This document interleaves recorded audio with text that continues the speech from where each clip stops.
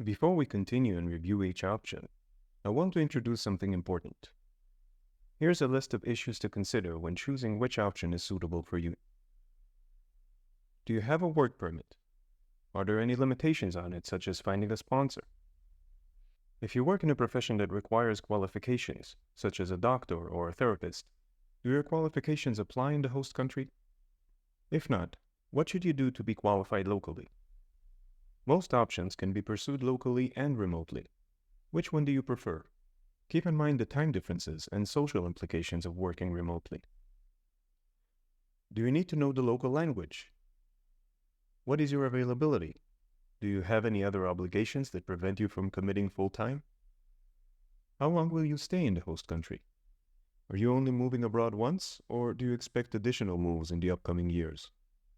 If you'll move multiple times, how long will you stay in each country? Do you have any professional acquaintances that can help you with finding your first local job? What is the local work culture like? What do recruiters look for in a local CV? What local resources are available for you as an expat spouse and in general? Lastly, this consideration applies to all options. Whatever you do, make sure you consider the implications on your pension and the taxes you're obligated to pay. Each of these considerations has their own challenges. We will mention them in the upcoming slides, so I wanted you to know them, but we will not talk about them in depth just yet. The next section of the course is entirely dedicated to these considerations.